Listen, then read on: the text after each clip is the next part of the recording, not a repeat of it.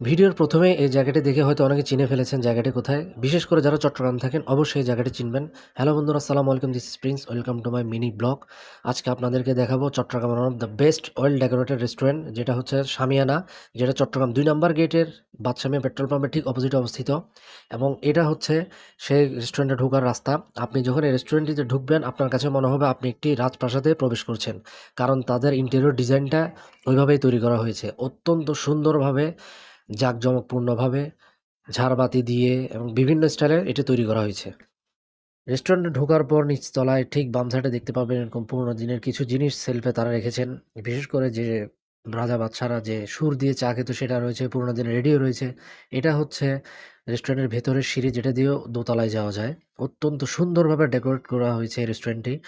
মানে এখানে ঢুকলে মনে হয় যে আমরা একটা আ মহলে প্রবেশ করেছি, একটা প্রাসাদে প্রবেশ করেছি। তাদের সার্ভ করার স্টাইল, তাদের স্টাফদের ড্রেস সবকিছুই খুবই অসাধারণ। দেখুন, এটা হচ্ছে ভিতরের চিত্র। অত্যন্ত সুন্দরভাবে এই রেস্টুরেন্টটি আসলে করা হয়েছে।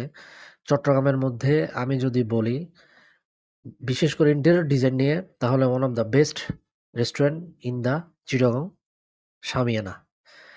এবং শামিয়ানার খাবারগুলো যথেষ্ট ভালো। আমরা কাবাব নিয়েছিলাম, নান নিয়েছিলাম, এরপর বাটার নান নিয়েছিলাম এবং সাথে একটা ঝাল, ঝাল কুরমা ছিল। অনেক টাইপসের আইটেম আপনারা এখানে পেয়ে যাবেন। তো যারা চট্টগ্রামে আছেন অবশ্যই রেস্টুরেন্টে ভিজিট করবেন এবং ছবি তোলার জন্য এই রেস্টুরেন্টটি একদম পারফেক্ট। সকলকে ধন্যবাদ। আসসালামু আলাইকুম।